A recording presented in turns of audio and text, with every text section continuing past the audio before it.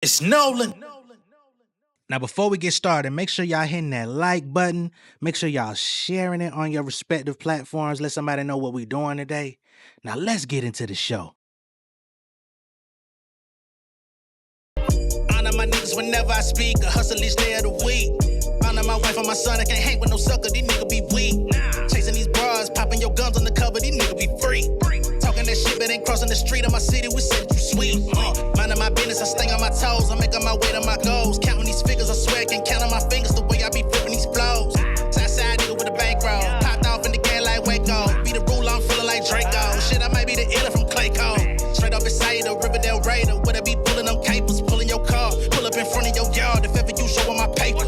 Let it be known I'm a real one. Like a Lee, I'm one in a million. I can't listen to rap, I don't feel them. Got me switching them colors, chameleon. Cash on the table, spinning fast like a dreidel. Popping tags with no labels, I can't play about my payroll.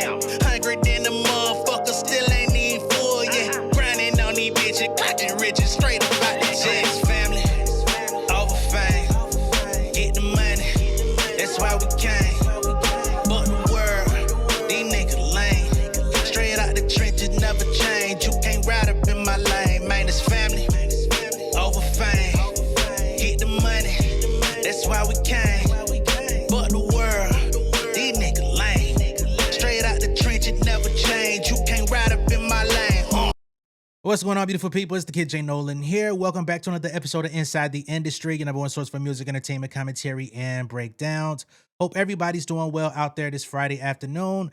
Y'all know we came on here last night talking about Tay Keith and his untimely passing. Rest in peace to Tay Keith. My condolences to his family. So many hits, so many big records, so many instantly recognizable beats, instantly recognizable tags.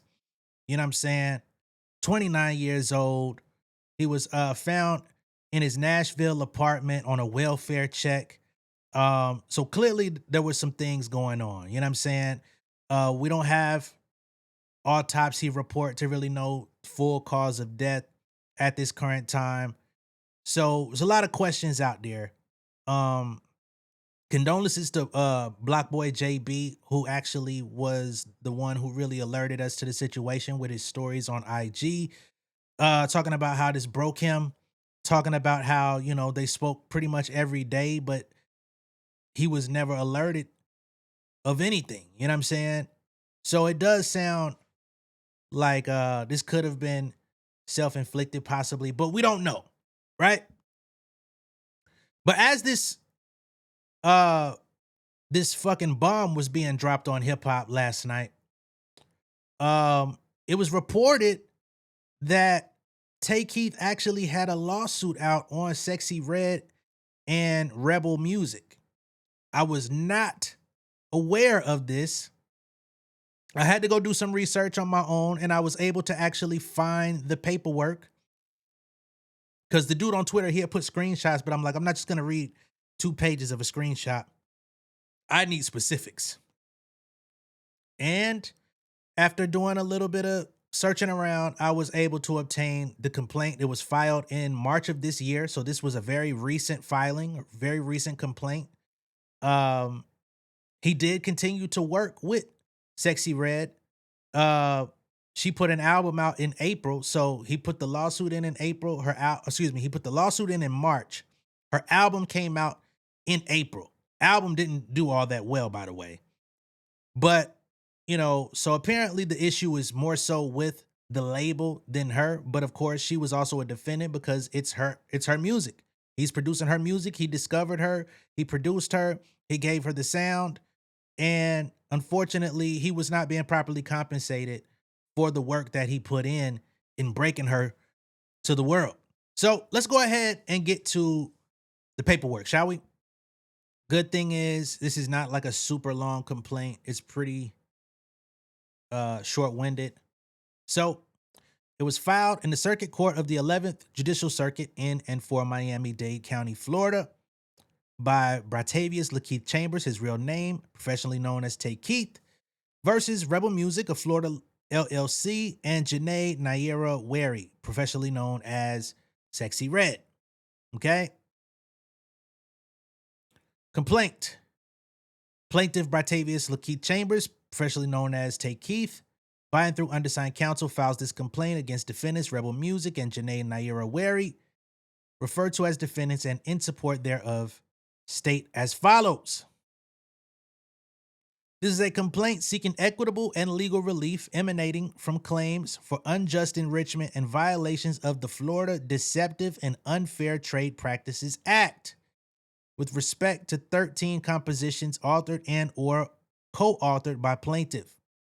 Plaintiff also seeks equitable accounting, declaratory relief, and disgorgement of royalties otherwise belonging to plaintiff and paid to defendants as a result of their exploitation of the aforesaid compositions authored and or co-authored by plaintiff. So clearly, this is a money issue, right? The tweet said he passed away without being paid for the work he did for Sexyy Red. This documentation confirms that. So, Plaintiff Keith is an individual songwriter, music producer who resides in Nashville, Tennessee, which is where he was found, but conducts business across state lines, especially in the state of Florida. Defendant Rebel is a Florida LLC that operates in the music industry and conducts business in Florida, including Miami-Dade County. Defendant Wary, that's Sexyy Red, is an individual artist who, upon information and belief, resides in both St. Louis, Missouri and Miami, Florida, and operates in and conducts business in Florida specifically, including Miami-Dade County. This court has subject matter jurisdiction because the amount in controversy exceeds $50,000 exclusive of interest, fees, and costs. Just to be clear, that's not what he was suing for. It's in excess of $50,000. That's the minimum, okay? But he wants way more than that, clearly. Or want it. Hopefully his family can, continue to push on this.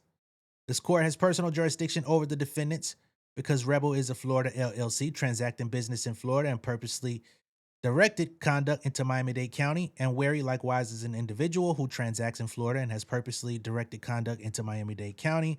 So let's get to the allegations.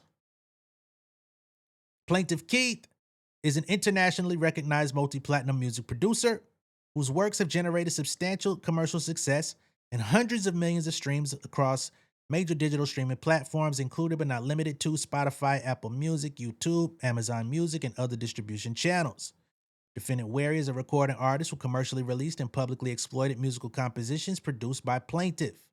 Defendant Rebel, which I had never even fucking heard of, to be honest, is a music label and business entity that distributes, markets, monetizes, and otherwise exploits recordings and compositions performed by Wary, including the works produced by plaintiff.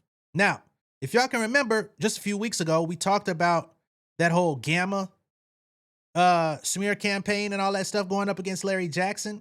Remember, Sexyy Red is signed to both Rebel Music and Gamma. And they're trying to say that Rebel Music has a dispute with Larry Jackson over at Gamma because they allege that he's ran off with Sexyy Red and has been exploiting her music and stuff like that. And they claim that he's running off with their bread. So there's a lot of money issues, not to mention social, that come with Sexyy Red. But there's a lot of stuff that's circulating around her name, her music, and the finances being produced off of said music. This is a lot of tricky shit going on. On or about March of 2024 and continuing thereafter, plaintiff created and produced 13 musical compositions performed by Wary and commercially released and exploited by defendants. I'm sure that's the first album that they put out on her. The works include, without limitation, the following compositions on which plaintiff received production credit. Track 1, Boss Me Up, produced by Tay Keith. 2, You My Everything, featuring Drake, co-produced by Tay Keith. 3, Get It Sexy, co-produced by Tay Keith. Track 4, Fake Jam, and co-produced by Tay Keith. Track 5, Sexy Love Money, produced by Tay Keith. TTG Go, produced by Tay Keith. Awesome Jawsome, produced by Tay Keith. Pretty much the whole album. 8, It's My Birthday, produced by Tay Keith. 9, Pound Town, produced by Tay Keith. 10, Ski Yee, co-produced by Tay Keith. And I gotta say, as much as I don't like her or her music, this album is composed of a bunch of hits. I gotta be honest. Track 10, Ski Yee, co-produced by Tay Keith. 11, Bow Bow Bow, F My Baby Dad, produced by Tay Keith. 12, I Don't Want to Be Saved, featuring production involvement by Tay Keith. And lastly, 13, Pound Town 2, remix version credited to Tay Keith due to his original beat contribution. And of course, that featured Nicki Minaj. So it's like 5, 6 hit records off that fucking album. And I don't like none of them, but them beats go hard. The works were delivered to, accepted, and commercially released by defendants. The works have been widely distributed and exploited by defendants across streaming platforms, digital downloads, social media, live performances, radio play, synchronization, licensing, and other revenue-generating channels. Upon information and belief, the works have generated millions of dollars in revenue for defendants, including but not limited to streaming revenue, mechanical royalties, which is the money that gets exchanged when you sell an album. And of course, there's digital mechanical royalties as well that comes from streaming. Performance income, where she's on stage live. She's done about 2 tours to my knowledge. Synchronization fees. Synchronization is when your songs get used in TV and film, commercials, things of that nature. Publishing income, of course, that's the exploitation of the songwriting that also gets used in synchronization and live performances. And other forms of monetization. Despite plaintiff's full performance in producing and delivering the works, defendants have failed and refused to pay plaintiff for his services related to the creation of the works. Defendants have also failed and refused to account to plaintiff for revenues generated from the exploitation of the work. So he's been asking for transparency of where the money is, what's going on with it, why he hasn't been paid. They have failed and refused to account to him regarding the royalties. Defendants continue to exploit the works and collect all proceeds derived therefrom without paying plaintiff any portion of the revenue attributable to his production services. Defendant's conduct has been knowing, intentional, and willful. Now, this is the part where things get tricky because he's saying this ain't no humbug. This ain't no mistake. He says it's knowing, intentional, and willful. They are stealing from me. Upon information and belief, defendants have retained all revenues generated from the works and have not segregated or remitted any sums to plaintiffs. So he's saying that Rebel Music, which is the label, and Sexyy Red, who is also a defendant, have received the money and just refuse to pay. Plaintiff has made repeated demands for payment, but defendants have failed and have unjustifiably refused to compensate them. Defendants' continued exploitation of the works without compensating plaintiff has unjustly enriched defendants at plaintiff's expense. Now, what I would love to know is if they're getting the publishing side, then they must also own Sexyy Red's publishing, which is interesting. Because is she even being paid off of that? Is she even writing the songs is a valid question, not for this video, but in general. Defendants' continued exploitation of the works without compensating plaintiff has unjustly enriched defendants at plaintiff's expense. As a direct and proximate result of defendant's conduct, plaintiff has suffered substantial damages in an amount to be proven at trial, including but not limited to unpaid production fees, unpaid revenue participation, disgorgement of profits, and pre- and post-judgment interest. These songs been going crazy for the last 2 years. Again, remove myself and my personal opinion from the conversation. 5 or 6 records from that album have been in constant rotation for the last 2 years. She got a whole new album out and people still be bumping the first one. You know what I'm saying? And he ain't received a dollar nor cent out of this shit.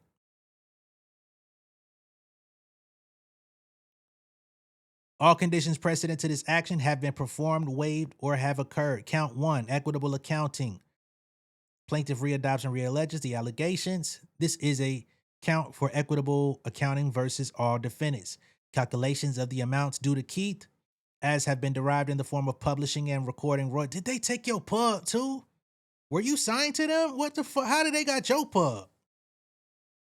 And recording royalties that were paid to defendants from their exploitation of the works authored or co-authored by Keith which are at issue in this case, involves extensive and complicated accountings, and it is not clear that the remedy at law is not as full and adequate and expeditious as it is in equity. So I'm wondering, did Rebel Music, were they the ones who did the registrations for the pub information, and did they cut you out?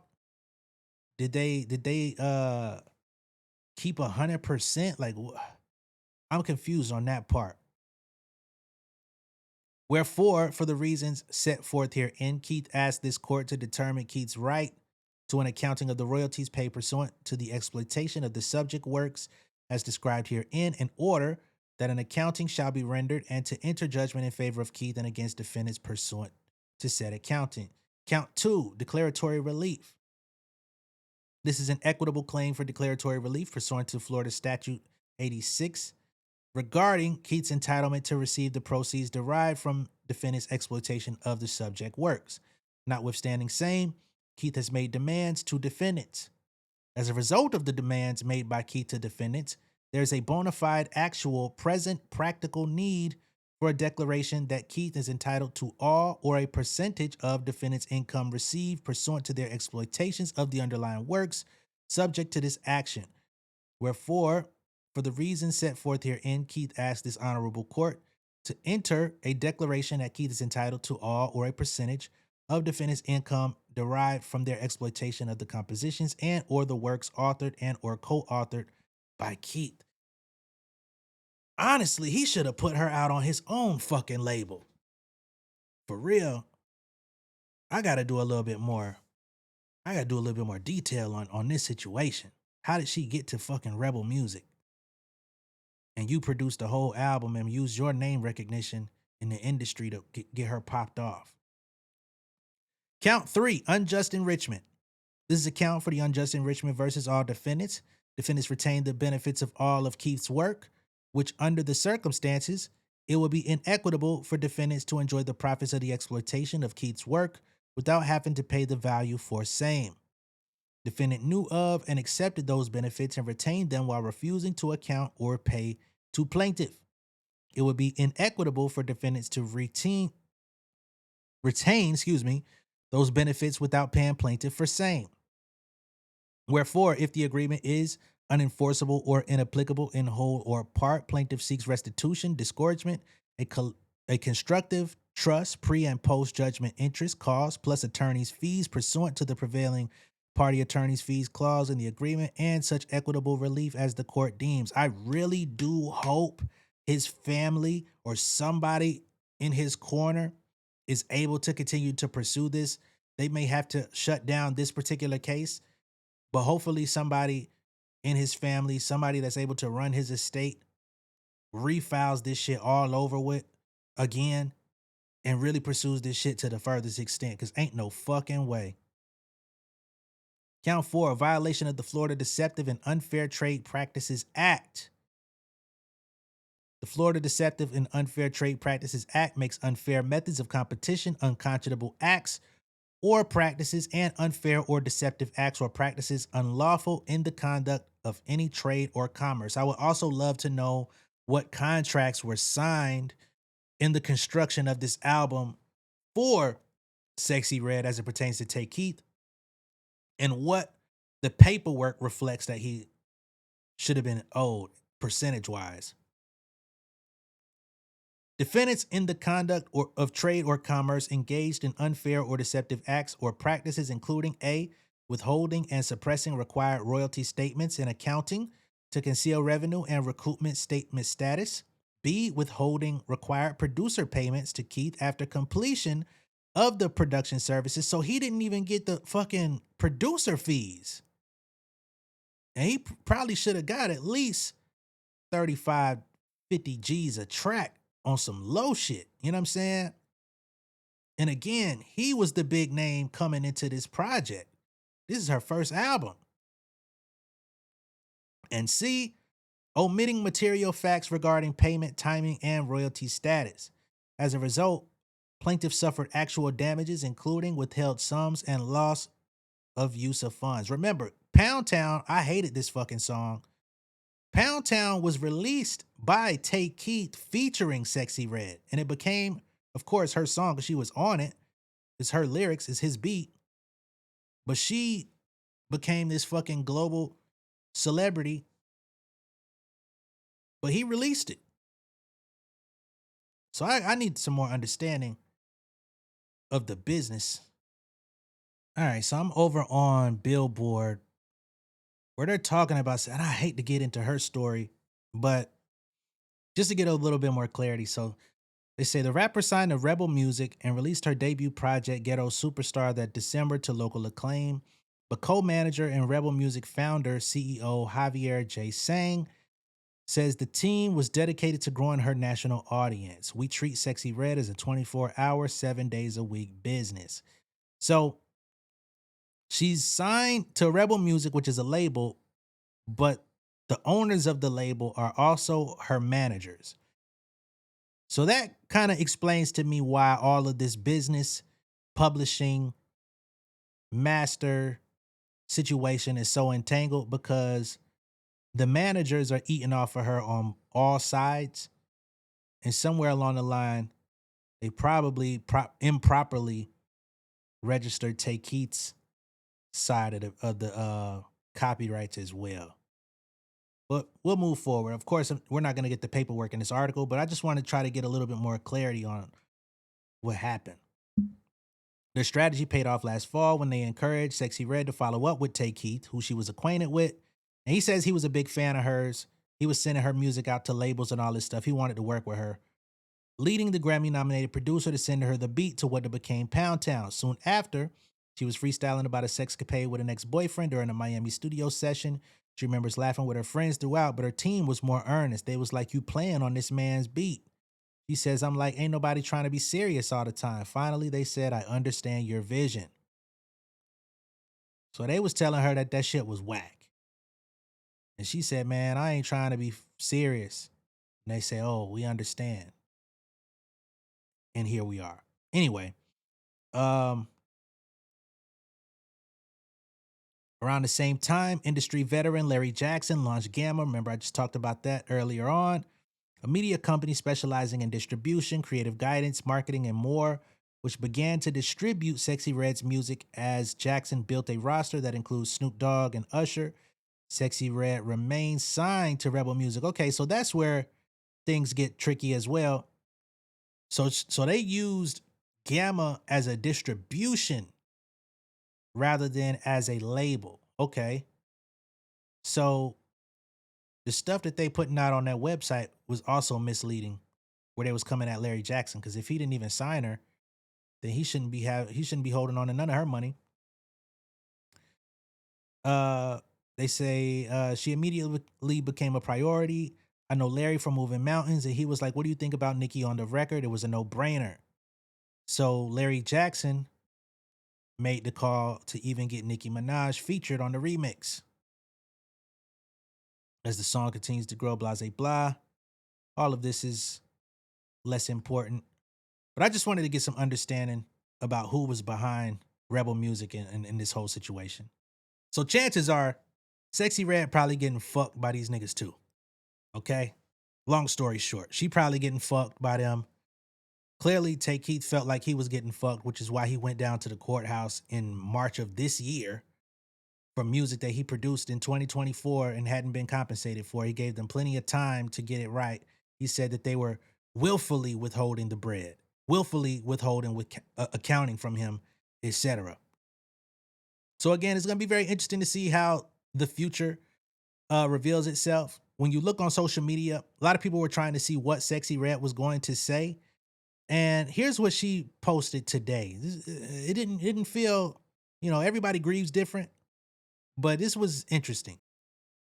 So she posts prayer hand emojis and a crying cat and added Tay Keith. And of course, I can't play it, but this is a clip of them from the Get It Sexy or whatever. Not much there. She has another post here. It says, "We brothers but not related. I love you, brother." At Tay Keith. Still the best duo, us five life. And again, everybody mourns different, grieves differently, but it just didn't feel like a lot of compassion or didn't seem very emotional. I don't know. You know what I mean? So I don't want to speculate too hard on the situation. Ultimately, rest in peace to Tay Keith. Ultimately, condolences to his family, those who loved him, those who actually did right by him in this lifetime. He was only 29. So shout out to those people, okay? I'll go ahead and wrap up. Let me know what y'all think of all this down below in the comments. Be sure to like and share this video. If this is your first time seeing me on YouTube, go ahead and subscribe to the channel, become an insider. I'm going to catch y'all on the next one, man. Peace.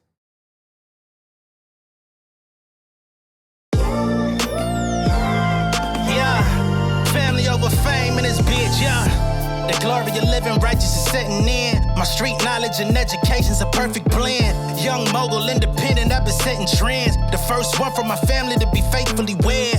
Fuck niggas and the horses that they riding on. I see this shit from all angles like a polygon. I'll never politic and the drama be piling on. Father and greats unacknowledged like I'm Bobby Bonds. Conversation with my lady about the paper route. 5 sit bank accounts every day I make it count. They down talking my commentary for hating now. Well, I can take it cause I'm bodying your favorite now, please. I can do this shit in my sleep. I been writing for these niggas, y'all read it and weep. I been fighting these niggas if you speak on the street. I turn your birthday party into New Year's Eve. Don't let me take it there. We ain't playing fair. This the ATL, Southside nigga moving furniture like Wayfair. Life on hold, no insurance for your healthcare. Lifeline gone, so you wanna be a millionaire?